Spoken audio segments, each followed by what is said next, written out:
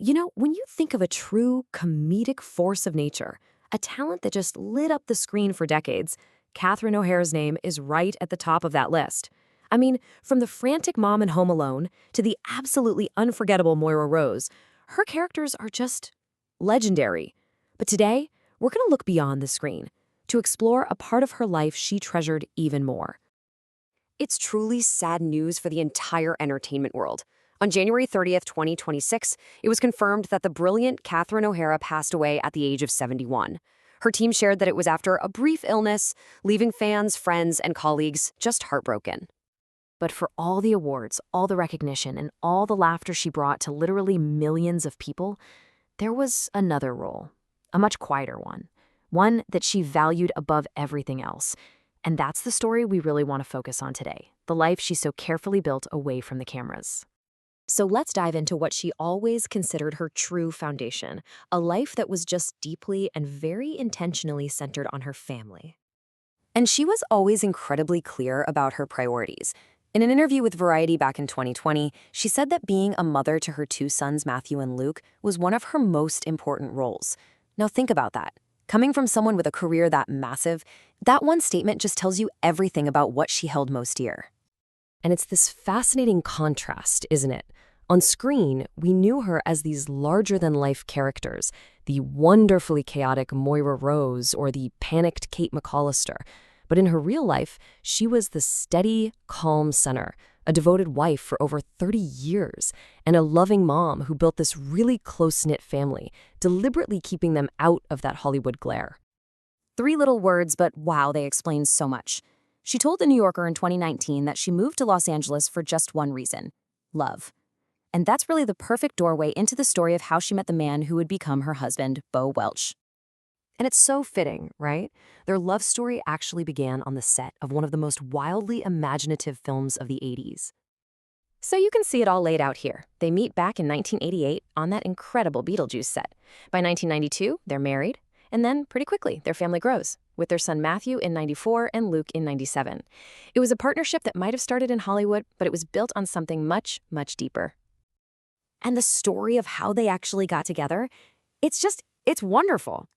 Bo Welch, who was the production designer on the film, remembered that he didn't even think he was supposed to talk to the actors. But the director, Tim Burton, clearly saw a spark and gave him a little push, telling him to go talk to Catherine. Okay, so now you have to hear Catherine's side of it. She said Bo was coming over to talk to her every day, but nothing was really happening. She said it felt like high school. So she kind of complained to Tim Burton about it, and he basically said, "All right, let me play matchmaker here." It's just such a charming, old-school Hollywood story. And that playful dynamic, it was on full display for everyone to see, decades later. Remember during the virtual Golden Globes, when she was giving her acceptance speech? Belle was sitting right next to her and just cheekily started playing her off with music from his phone. The whole thing went viral, and it was just this perfect little window into their supportive, hilarious marriage.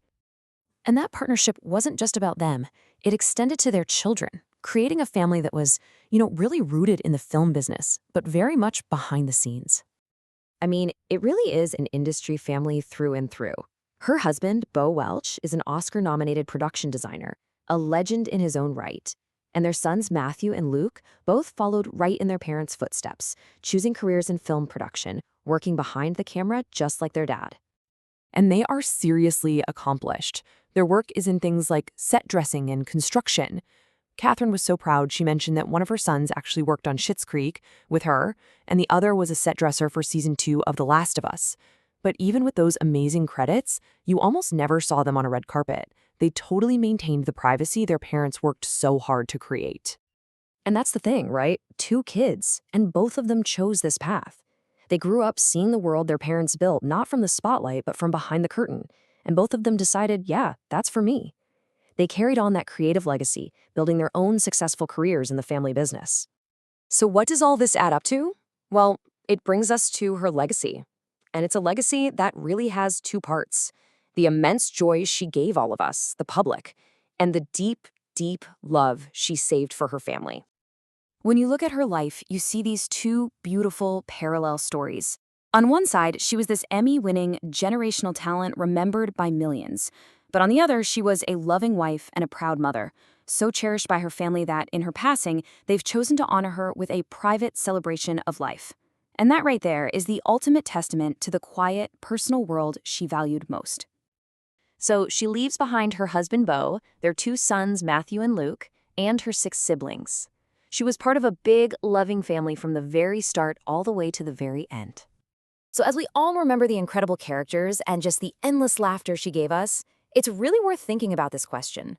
In a world that's all about public praise and fame, maybe the most powerful legacy isn't the one you leave in the spotlight, but the one you build quietly, with love, behind the scenes.